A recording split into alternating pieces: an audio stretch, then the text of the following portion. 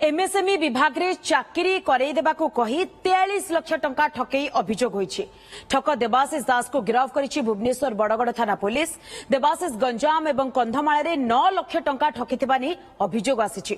निजको MSME department रो vice chairman कहूतिला ठक देवाशीष से MSME department रो नकली वेबसाइट मध्ये खोलिथिला।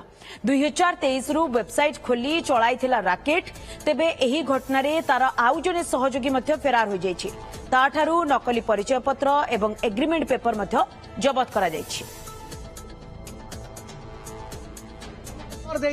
नंबर रे 2023 रे एमएसएमई पीसीआई करी गोटे वेबसाइट क्रिएट करिके हम गंजाम डीडी पोस्ट करैले डीडी पोस्ट 4 लाख टंका तापर नेक्स्ट आसला पीएम विश्वकर्मा योजना देबे सोलार प्रोजेक्ट देबे कही पैसा हेले 2 वर्ष लाणी गोटे एग्रीमेंट कॉपी करैकरी एटिके सेठी हो देवाशीष सर देवाशीष दास तो तांको सहित हमर चेयरमैन थिले ज्योतिरंजन पाइक राय। गवर्नमेंट प्रोजेक्ट कहले सेंट्रल गवर्नमेंट पोस्ट भी कहले ए टाइप सब जिनस कहले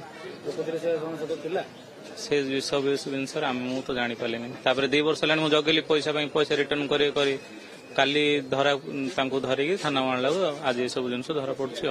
आमे सब पढुतलो भाई आसी रहिला हम पाखरे बोले गोटे कामडी करिया से काम करके आमे लकेटा भाई देथिलु मु देथिलु एमएसएमई ना कोन कामडी भाई कहले से काम करिया बोली कहथिले। तापरे से काम किछ हेलानी पैसा हमर रहिला 2 वर्ष पूरा आसिलु भुवनेश्वर घर पाइलुनी किछ नै तापरे आज धरा पड़ले।